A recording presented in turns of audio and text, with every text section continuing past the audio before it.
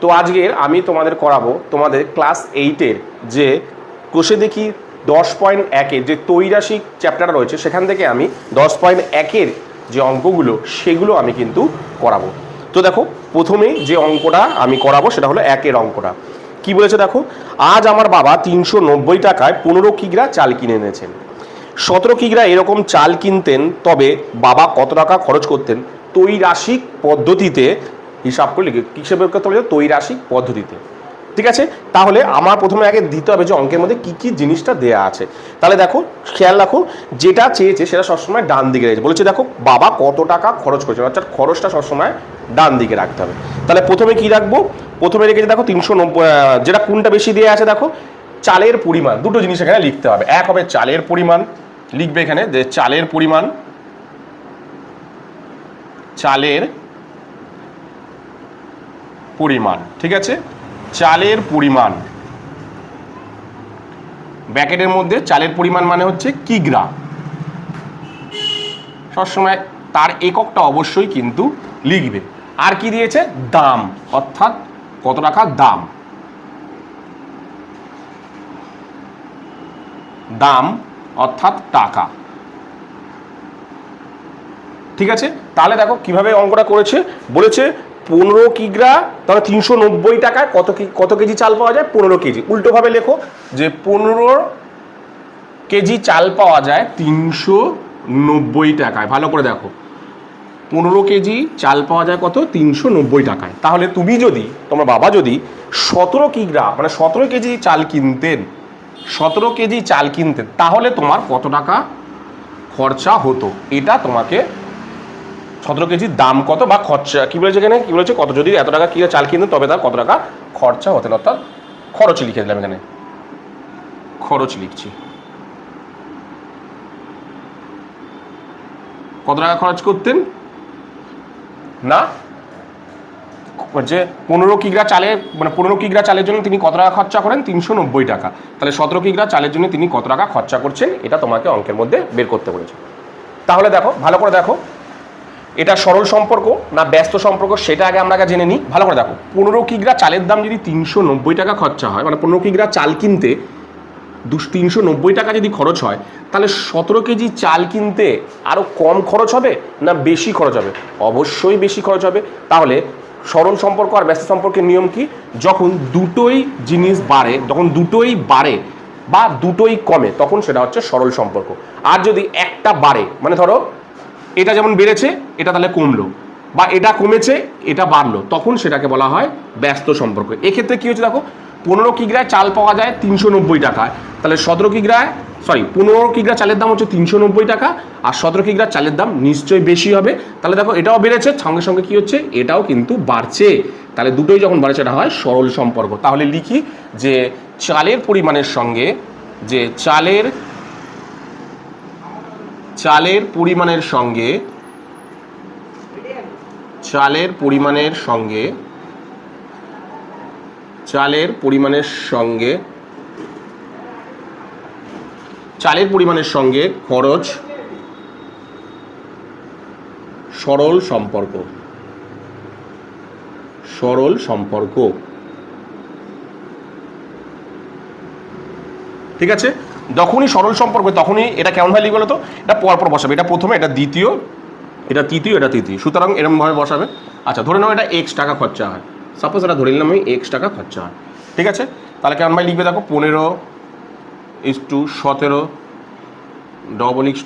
390 x.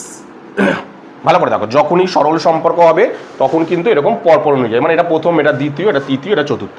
যদি ব্যস্ত সম্পর্ক হয় তাহলে শুধু এই জিনিসটা উল্টে যাবে, অর্থাৎ এ প্রথম এ দ্বিতীয় হয়ে যাবে, তৃতীয় চতুর্থ একই থাকবে, শুধু প্রথম দ্বিতীয়টা পাল্টে যাবে। এটা কিন্তু খেয়াল রাখবে।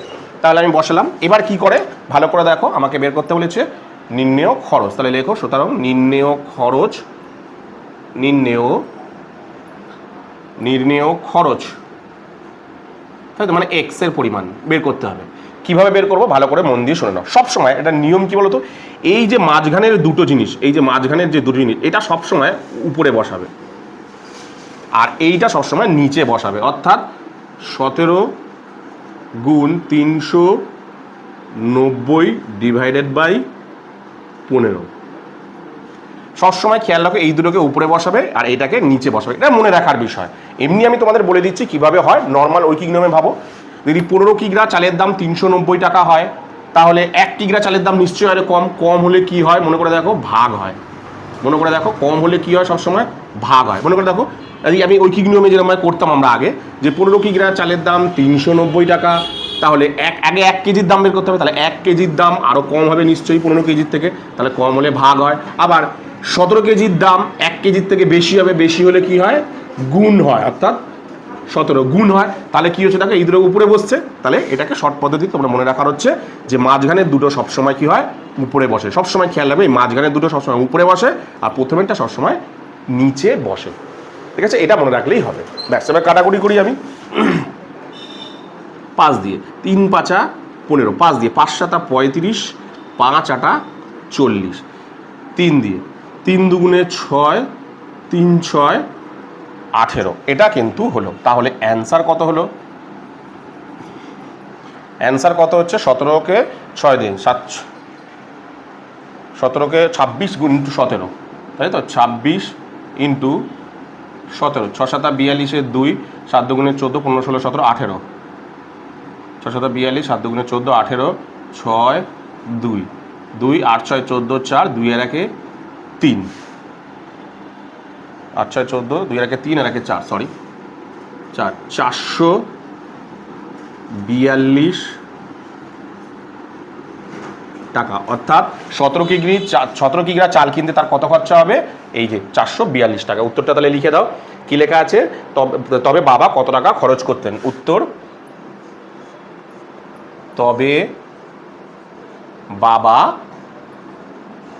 442 টাকা, তবে বাবা 442 টাকা খরচ করতেন,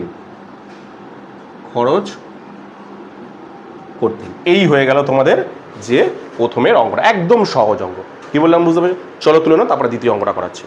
তো এরপরে আমি 2 এর অঙ্কটা করাবো। কি বলেছে দেখো, যে ভেঙ্কট মামা 20 মিটার ছিট কাপড়ে একই মাপে 4টে জামা তৈরি করেছেন। অর্থাৎ 20 মিটার একটা কাপড় দিয়ে তিনি 4খানা জামা তৈরি করেছেন।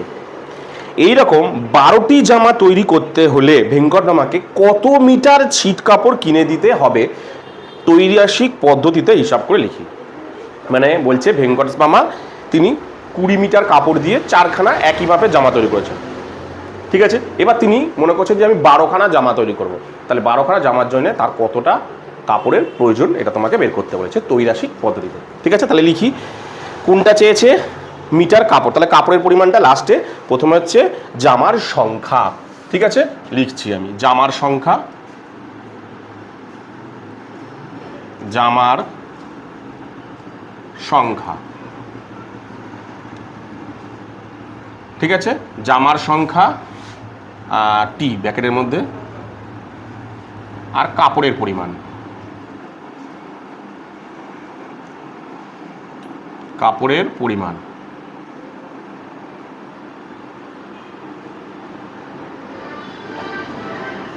মিটার। ঠিক আছে, তাহলে দেখো 4টি মাপে জামা তৈরি করবে একই, তার জন্য 20 মিটার কাপড়ের প্রয়োজন।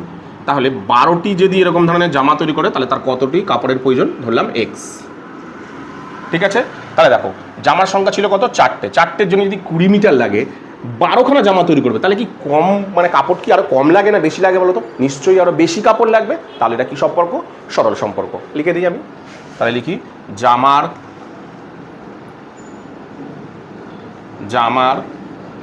সংখ্যার সঙ্গে জামার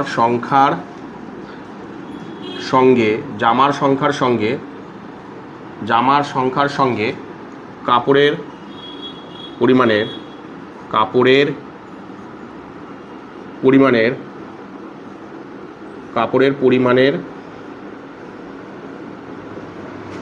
সরল সম্পর্ক। ঠিক আছে, সরল সম্পর্ক।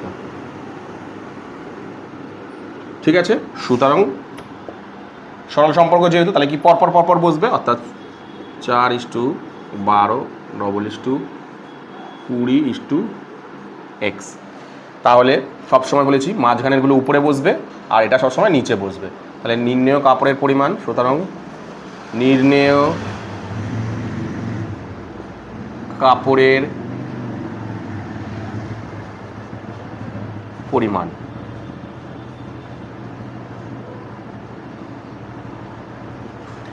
বলেছি সবসময় মাঝখানেরগুলো উপরে বসবে, মাঝখানে যেগুলো দুটো রয়েছে। তাহলে 12 আর 20কে আমি উপরে বসালাম, নিচে বসালাম 4, 4 দিয়ে কাটো, 3 4 12, তাহলে 3 দুগুণে 6, 60 মিটার কাপড় তাহলে লাগছে। তাহলে 12টি জামা তৈরি করতে ভেঙ্কট মামাকে কত মিটার কাপড় কিনতে হবে? তাহলে 12টি জামা তৈরি করতে ভেঙ্কট মামাকে 60 মিটার কাপড় কিনতে হবে। তাহলে উত্তরটা আমি লিখে দিচ্ছি এখানে।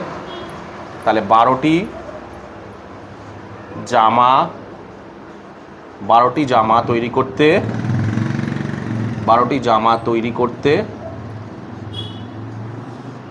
ভেঙ্কট মামার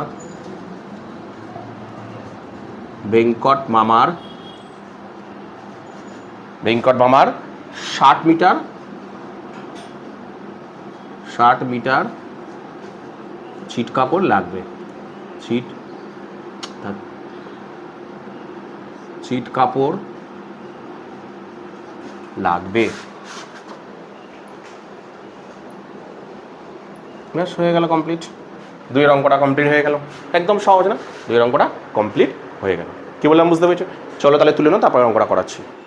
তো এরপরে আমি তোমাদের করাবো হচ্ছে 3-এর যে অঙ্কটা, সেটা কিন্তু আমি করাবো। কি বলেছে দেখো, বকুলতলা গ্রামে একটি পুকুর কাটতে 30 জন লোকের 15 দিন সময় লেগেছে। যদি 25 জন লোক ওই পুকুর কাটতো তবে কতদিনে কাজ শেষ করতে পারতো ত্রৈরাসিক পদ্ধতিতে লিখি। তাহলে কি দেখো, উত্তর চেয়েছে কিন্তু সময়। তাহলে দেখো আমি সময় চেয়েছে মানে সময়টা ডান দিকে হবে। তাহলে লোক সংখ্যা, প্রথমে আমি লিখছি লোক সংখ্যা।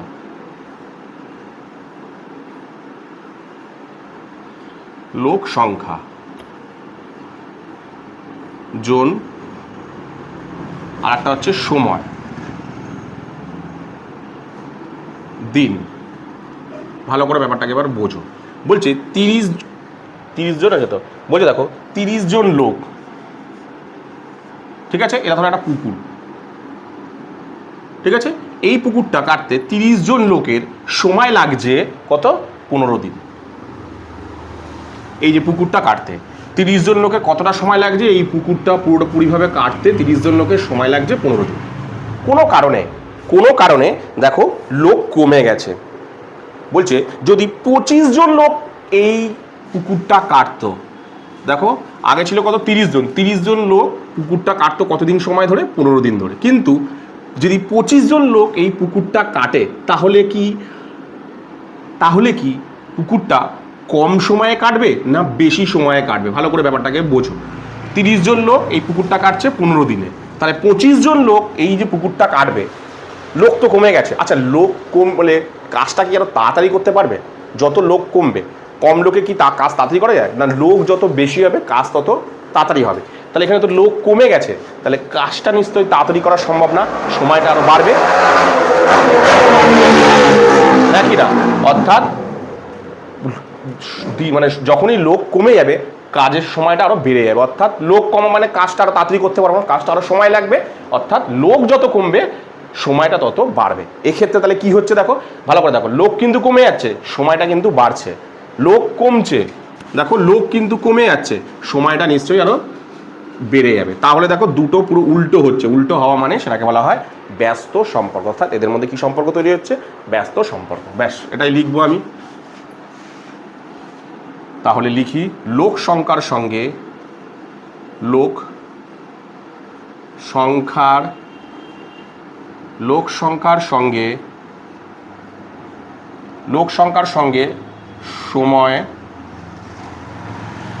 ব্যস্ত সম্পর্ক।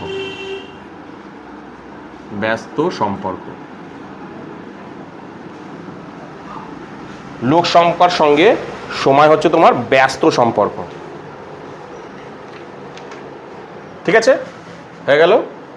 লোক সংখ্যার সঙ্গে সময় ব্যস্ত সম্পর্ক হয়ে গেল। তাহলে আমি তোমাদেরকে কি বলেছিলাম?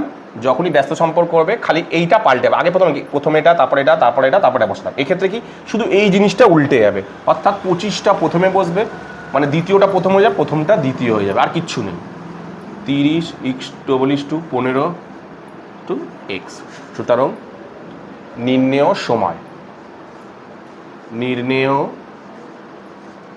সময় অর্থাৎ এক্স কত বেরাচ্ছে, উপরে সবসময় বলেছে, মাঝখানেগুলো সবসময় উপরে, অর্থাৎ 30 গুণ 15, নিচে কত 25, কাটাকুটি করো 5 দিয়ে, 5 দিয়ে কাটলে এটা 3 5 15, 5 দিয়ে কাটলে এটা 5 5 25, 5 দিয়ে কাটলে এটা 5 6 30, অর্থাৎ অ্যান্সার কত পেলাম দেখো 18 দিন। অর্থাৎ 30 জন লোক যদি এই পুকুরটা কাটতে 15 দিন সময় নেয়, তাহলে লোক যদি কমে যায়, 25 জন লোক কাজটা করতে আর একটু বেশি দিন সময় নেবে, কতদিন 18 দিন সময় নেবে। ঠিক আছে, তাহলে উত্তরটা লিখে দিই। উত্তরটা কি বলেছে, পুকুরটি কাটতে কতদিনে কাজ শেষ করবে, কতদিনে কাজ শেষ করতে পারবে। তাহলে 25 জন লোক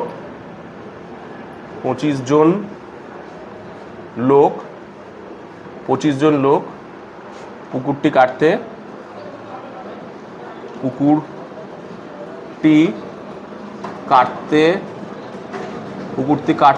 25 জন লোক পুকুরটি কাটতে কতদিন সময় নেবে, 18 দিন সময় নেবে।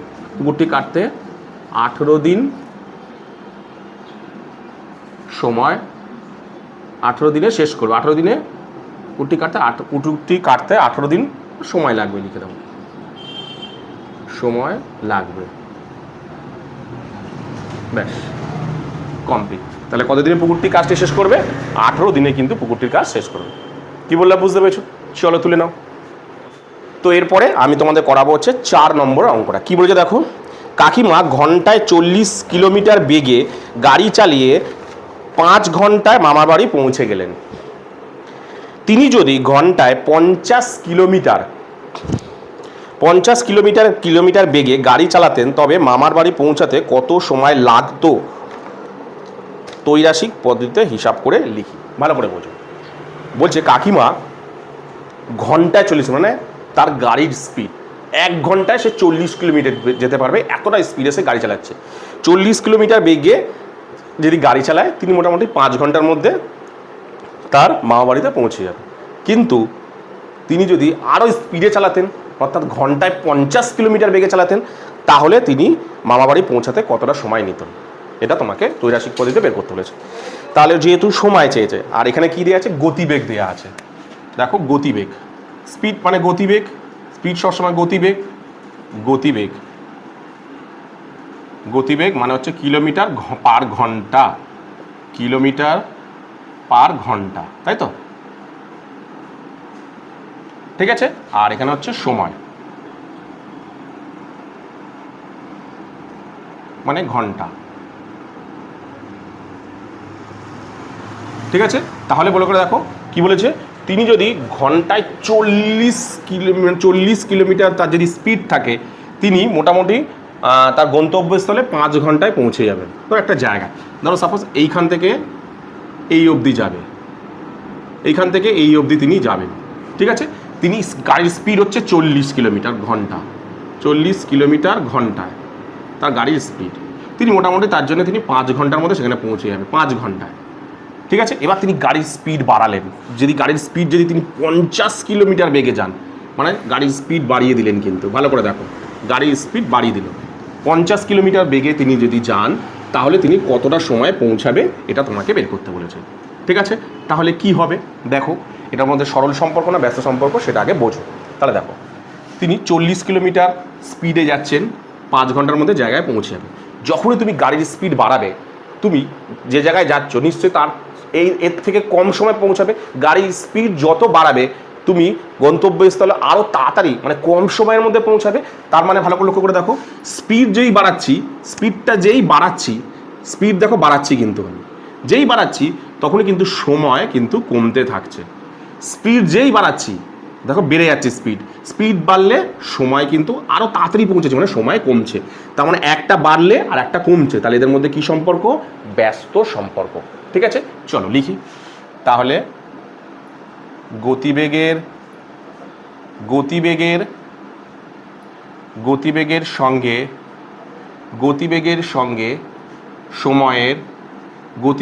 সঙ্গে সময়ের ব্যস্ত সম্পর্ক।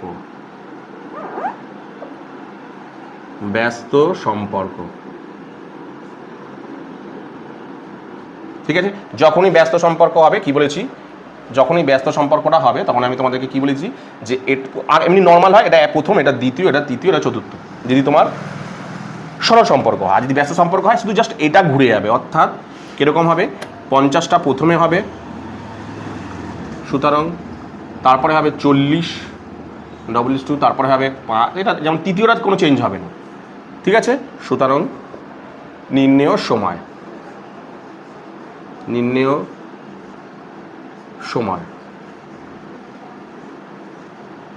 ঠিক আছে, নির্ণেয় সময় কত হচ্ছে, সবসময় বলেছি যে মাঝখানেরগুলো উপরে বসবে, অর্থাৎ এই 40 আর 5টা উপরে বসবে, আর নিচে কত হবে, 0। তাহলে দেখো এই 50, 0 কেটে গেল, 5 কেটে গেল, তাহলে অ্যান্সার হলো দেখো 4 ঘন্টা। দেখো এই তাড়াতাড়ি পৌঁছে যাচ্ছে না, দেখো 5 চলে কতক্ষণে পৌঁছে যাবে, তাহলে 4 ঘন্টার মধ্যে পৌঁছে যাবে। দেখো 40 কিলোমিটার বেগে যতটা যাবে, 50 কিলোমিটার তার আগে পৌঁছাবে, 4 ঘন্টায় পৌঁছে যাবে, তাহলে 4 ঘন্টায় পৌঁছে গেল। ঠিক আছে, তাহলে উত্তর কি বলা আছে যে মামার বাড়ি পৌঁছাতে কত সময় লাগবে। তাহলে উত্তর লিখি, কাকিমার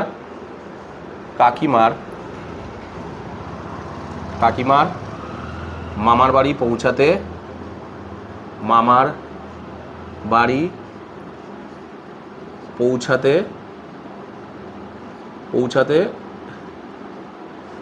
4 ঘন্টা সময় লাগবে,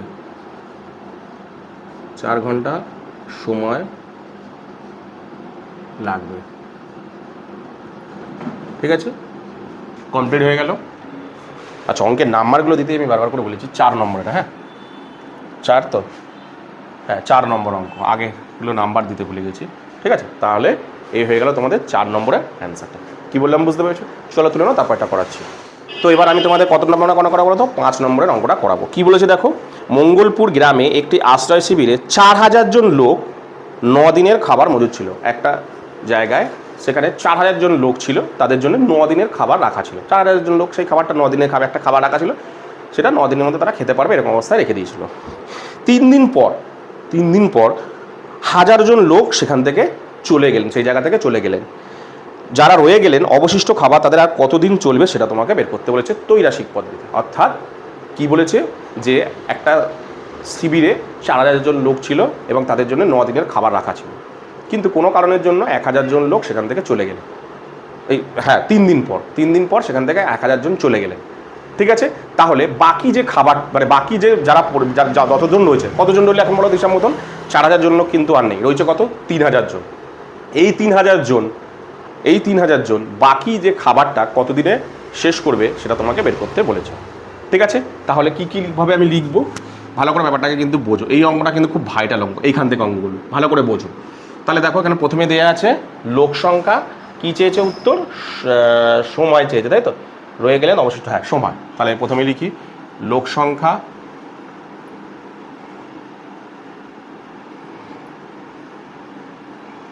অর্থাৎ জন সময়। ভালো করে ব্যাপারটাকে কিন্তু বুঝবে, জিনিসটাকে ভালো করে বুঝবে। দিন দেখো ফার্স্টে দেখো 4000 জন লোক, এই জায়গাটা একটু ক্লিয়ার করে, ছাত্ররা এই জায়গাটা খুব ভুল করে।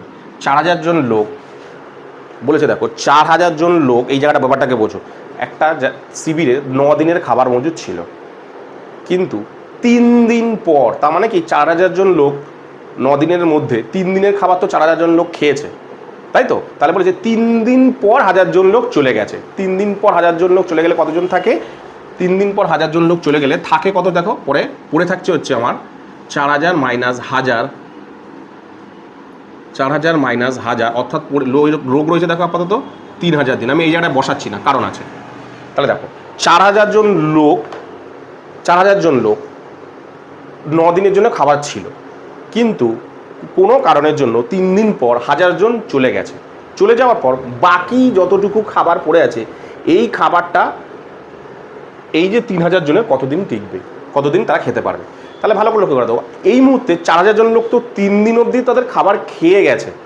3 দিন অবধি তো তাদের খাবার খেয়ে গেছে, তাহলে আমি ওই 3 দিনের হিসাবে আমার দরকার নেই, আমার হিসাব দরকার কি যতটুকু খাবার পড়ে আছে, তার মানে আর হিসাব মতন এই 4000 জন লোকের কদিনের খাবার পড়েছিল, মানে 4000 জন লোক তো 3 দিন মোটামুটি খাওয়া হয়ে গেছে, এখন 3 দিন পর তো চলে যাচ্ছে লোক, তাহলে 4000 জন লোকের এই মুহূর্তে 3 দিনের খাবার খাওয়া হয়ে গেছে, তাহলে আর কদিনের খাবার পড়ে আছে তাদের 9 - 3 6 দিন। ভালো করে দেখো, তাহলে এই 4000 জন লোক 3 দিন তো খাবার খাওয়া হয়ে গেছে, 3 দিন পর আরো 1000 জন লোক চলে গেছে, তাহলে যদি বাই চান্স না যেত তাহলে 4000 জন লোক ওই বাকি খাবারটা 6 দিনেই খেত। ধর 3 দিনের পর আমি হিসাব দিতে, এখানে হিসাব চাইতে 3 দিন পরের কিন্তু, এখানে কিন্তু 3 দিন পরের হিসাব চাইছে, যেহেতু 3 দিন পর চলে গেছে, তাই দেখো 4000 জন লোকের মধ্যে 1000 জন কিন্তু সেখান থেকে চলে গেছে, তাহলে বাকি যে খাবারটুকু যতজন রয়েছে তারা কতদিনে খাবে, তার মানে কি 4000 লোক তো এতক্ষণে মোটামুটি 3 দিনের খাবার খাওয়া হয়ে গেছে, তাহলে 4000 লোকের আর কতদিনের খাবার পড়ে আছে, এই মুহূর্তে হিসাব করে দেখলাম 6 দিনের খাবার পড়েছিল, মানে 4000 জন লোক যদি না যেত তাহলে বাকি যে খাবারটা 3 দিন খাবার পর আরও কতদিন খেতে পারতো, 6 দিন, কিন্তু দেখা গেল চলে গেল কতজন, 1000 জন, তাহলে 3000 জন রয়েছে, এই 3000 জন লোক এই খাবারটা কতদিনে খাবে এটা তোমাকে বের করতে বলেছে। আশা করি বোঝাতে পারলাম, কি বললাম বুঝতে পেরেছো? চলো তাহলে আমি কি দেখি, ভালো করে দেখো, 4000 জন লোক একটা খাবার, যে কোনো একটা খাবার যদি 6 দিনে খায় 3000 জন লোক সেই খাবারটা, ধরো এই একটা খাবার এটা 4000 জন মিলে খাবে, ঠিক আছে, ধরো 2 দিন ধরে খাবে, কথা 6 দিন ধরে খাবে, ঠিক আছে। এখন দেখা গেল যে লোক কমে গেল, আচ্ছা লোক যদি কমে, খাবার তো একই রয়েছে, তাহলে খাবারটা আর কি কম দিনে খাবে না, আরও বেশি সময় ধরে খেতে পারবে, লোক যখনই কমেছে খাবারটা তাদের কাছে হিসাব মতন বেড়ে গেল, তাহলে লোক যেহেতু কমলো তাহলে খাবারটা আরও বেশি দিন ধরে খেতে পারবে, ঠিক আছে। তাহলে ভালো করে দেখো, লোক কমলো কিন্তু সময়টা বেশি, মানে যত লোক কমবে খাবারটা তত বেশি দিন টিকবে। লোক কমা মানে এই 4000 জন লোক যদি 6 দিনে খাবারটা খায়, 3000 লোক ওই খাবারটা আরও বেশি দিনে খাবে, অর্থাৎ লোক বাড়লে সময় কিন্তু লোক কমলে কিন্তু সময় বাড়ে, ঠিক আছে। তাহলে এদের মধ্যে কি সম্পর্ক? ব্যস্ত সম্পর্ক, সবসময় মনে রাখবে লোক সংখ্যার সময়ের মধ্যে সবসময় ব্যস্ত সম্পর্কেই হয় সব অঙ্কতে। তাহলে লিখি আমি, সুতরাং লোক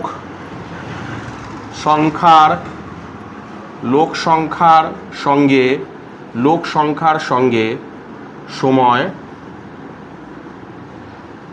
ব্যস্ত সম্পর্ক, ঠিক আছে।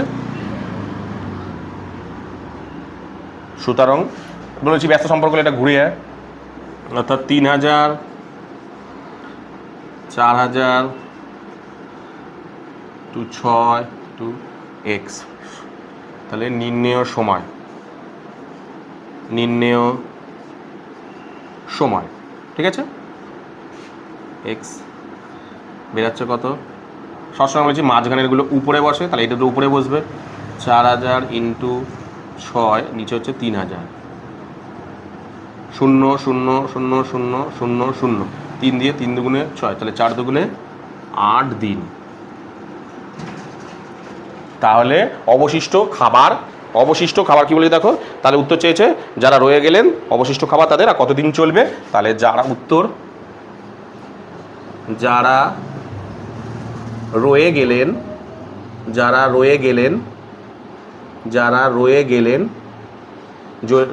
অবশিষ্ট খাবার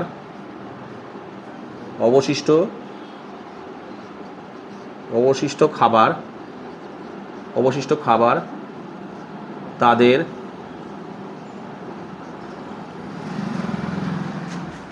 অবশিষ্ট খাবার কি বলেছে, অবশিষ্ট খাবার তাদের কতদিন চলবে, অবশিষ্ট খাবার তাদের 8 দিন চলবে, অবশিষ্ট খাবার তাদের কতদিন চলবে, 8 দিন, কতদিন চলবে, 8 দিন চলবে। কি বললাম বুঝতে পেরেছো? চলো তুলে নাও।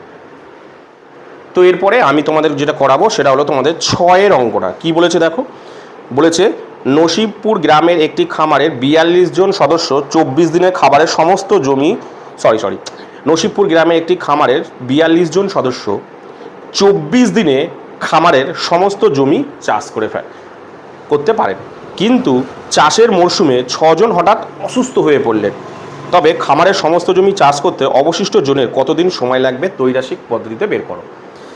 তাহলে কি দিয়েছে দেখো, সদস্য সংখ্যা বা কৃষক সংখ্যা, যেটা লিখতে পারো কৃষক সংখ্যায় লিখি, কৃষক সংখ্যা জন আর সময়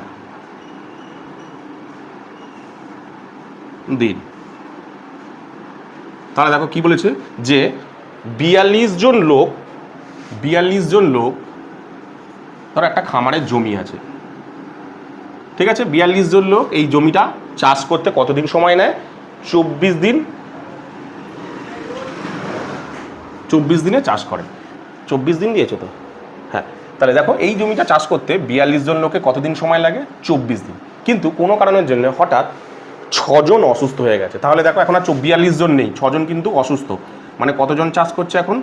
36 জন। তাহলে এই 36 জন, ভালো কথা দেখো, 42 জন কৃষক এই জমিটা চাষ করছে কত দিনে? 24 দিন। লোক সংখ্যা কোনো কারণের জন্য কমে গেল, 6 জন অসুস্থ হয়ে গেল, কমে গেল, এখন আছে কতজন? 36 জন। তাহলে 36 জন, যখনই লোক কমে গেল নিশ্চয়ই চাষটা তাড়াতাড়ি করতে পারবে না, কারণ লোক কমে যাওয়া মানে সময়টা তো আরও বেশি লাগবে। যে কোনো জিনিস, যে কোনো কাজ করতে যত লোক কমবে কাজ করতে সময়টা বাড়বে, মানে কাজের সময়টা বেড়ে যাবে। মানে লোক যত বেশি হবে কাজটা তাড়াতাড়ি হবে, লোক যত কমবে কাজটা তত দেরি হবে, অর্থাৎ বেশি সময় লাগবে। তাহলে এক্ষেত্রে দেখো লোক কমে গেল, মানে কৃষক কমে গেল, তাহলে সময় কিন্তু আরও লোক যদি কমে যায় সময় কিন্তু আরও বেড়ে যাবে। তাহলে কি হচ্ছে? একটা বাড়লে আর একটা কমছে, অর্থাৎ এটা কমছে এটা কিন্তু বাড়ছে, অর্থাৎ এটা কিন্তু কমছে অথচ এটা কিন্তু বাড়ছে। তাহলে এদের মধ্যে কি সম্পর্ক? ব্যস্ত সম্পর্ক। তাহলে লিখি আমি যে কৃষক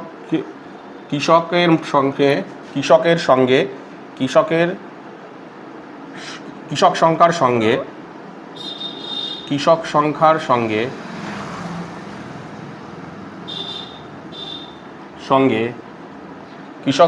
সঙ্গে সময় ব্যস্ত সম্পর্ক।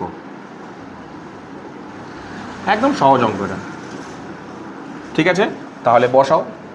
ব্যস্ত সম্পর্ক হওয়া মানে বলেছি এটা ঘুরে যাবে, তাহলে 36:42 এটা ঘুরে যাবে, এই দুটোই খালি, আর কিচ্ছু হবে না, বাকি যেমন তেমন বসবে 24:x।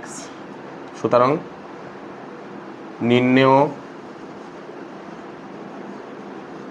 নির্ণেয় সময়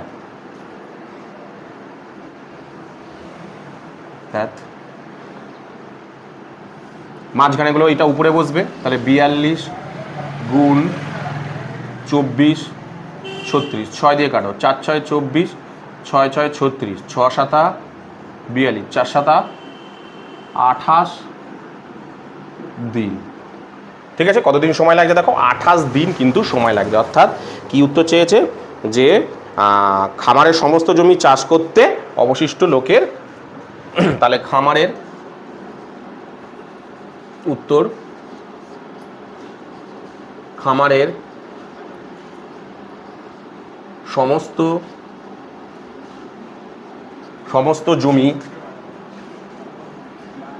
জমি চাষ করতে 28 দিন সময় লাগে। 28 দিন সময় লাগে চাষ করতে অবশিষ্ট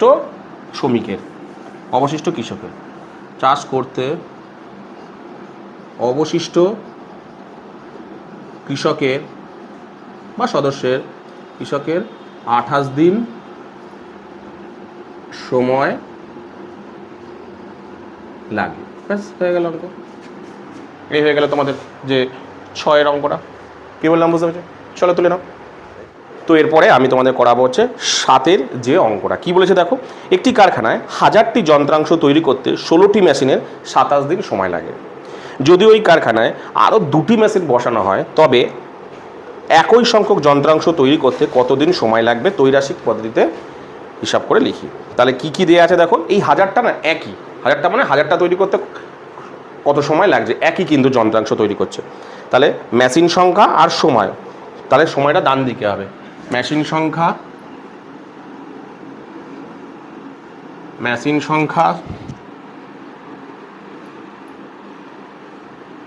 মানে টি আর সময় দিন। ভালো করে জিনিসটাকে বোঝো। ধরে এরকম যন্ত্র আছে, ঠিক আছে? তাহলে দেখো বলছে এরকম হাজারখানা, এরকম ধরনের হাজারখানা যন্ত্রাংশ তৈরি করতে 16টি মেশিনের 27 দিন সময় লাগবে। কতগুলো যন্ত্র তৈরি করতে? হাজারখানা মেশিনের, সরি এরকম ধরো হাজারখানা যন্ত্রাংশ তৈরি করতে 16টি মেশিন আছে, এরকম ধরনের জিনিস তৈরি করবে হাজারখানা, সেটা তৈরি করতে 16টা মেশিনে কতদিন সময় লাগছে? 27 দিন। এবার কি বলছে, 2টি মেশিন আরও বসানো হলো, তাহলে আরও 2টি মেশিন আসলো, মেশিন কারখানায় 2টো মেশিন আসলো, মানে এই মুহূর্তে মেশিন কটা হলো? 18টা। তাহলে 16টি মেশিনের যদি এরকম ধরনের জিনিসগুলো হাজারখানা তৈরি করতে 27 দিন সময় লাগে, তাহলে 18টা মেশিনের এই ধরনের যন্ত্রাংশ তৈরি করতে কতটা সময় লাগবে এটা তোমাকে বের করতে বলেছে। ঠিক আছে, তাহলে কি হবে ভালো করে লক্ষ্য করে দেখো, 16টা মেশিনের এইরকম ধরনের হাজারখানা যন্ত্রাংশ তৈরি করতে আমাকে কতদিন সময় লাগছে? 27 দিন। এবার দেখো মেশিন আমি একটু বাড়িয়েছি, একটা মেশিন 2টো মেশিন বেরিয়েছি, তাহলে 18টা মেশিন যখনই আমি মেশিন বাড়িয়ে দিলাম, তাহলে এরকম ধরনের যন্ত্রাংশ তৈরি করতে আরও বেশি সময় লাগবে না কম সময় লাগবে? দেখো মেশিন যত বাড়াবো, মেশিন যদি আমি বাড়িয়ে দিই, দেখো 16টা মেশিন এইরকম ধরনের জিনিস তৈরি করতে, ধরো এরকম ধরনের জিনিস তৈরি করতে কতদিন সময় লাগছে? 27 দিন। তাহলে যখনই মেশিনটা বেশি হয়ে গেল, তাহলে এরকম ধরনের যন্ত্রাংশ নিশ্চয়ই আরও তাড়াতাড়ি তৈরি করে ফেলবো, হাজারখানা তৈরি করতে আমার আরও নিশ্চয়ই কম সময় লাগবে, কারণ 16টার হাজারখানা তৈরি করতে যতদিন সময় লাগবে 18টার এই হাজারখানা তৈরি করতে আরও তাড়াতাড়ি করে ফেলবো, তো কারণ মেশিন বেড়ে গেছে, মানে এবার যন্ত্রাংশ আরও বেশি বেশি করে তৈরি করে ফেলবো, তাহলে 18টা মেশিন যন্ত্রাংশ তৈরি করতে আমার আরও কম সময়ের মধ্যে তৈরি করে ফেলবো। তাহলে কি হলো দেখো, ভালো করে দেখো, সময়টা মানে মেশিনটা কিন্তু বেড়ে গেল, মেশিন বাড়লো, কিন্তু সময়টা আরও কম লাগবে, তাহলে 18টা মেশিনের হাজারখানা যন্ত্রাংশ তৈরি করতে অনেকটা কম সময় লাগবে। তাহলে দেখো একটা বাড়লে আর একটা কমছে, তাহলে এদের মধ্যে কি সম্পর্ক? এদের মধ্যে ব্যস্ত সম্পর্ক। ঠিক আছে, তাহলে লিখে দিই মেশিন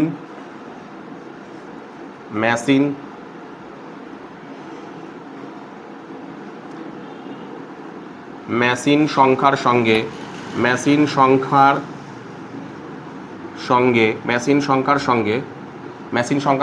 সময় ব্যস্ত সম্পর্ক। মোটামুটি দুটো সরল সম্পর্ক হয়েছে, প্রথম দুটো, তারপর সবই ব্যস্ত হয়েছে। ঠিক আছে, তাহলে ব্যস্ত সম্পর্ক বলে বলেছি এটা আগে, অর্থাৎ 18, 16, তারপরে 27 টু এক্স। সুতরাং নির্ণেয় সময়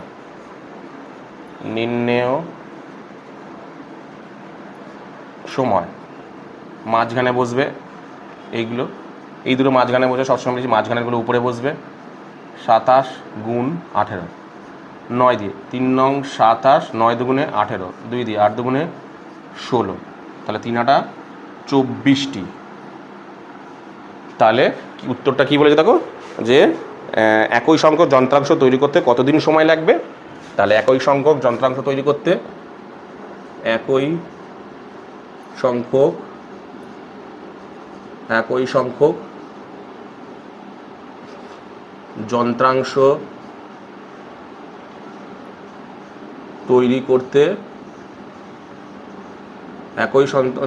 তৈরি করতে ওটা দিন, তো টি লিখছি, 24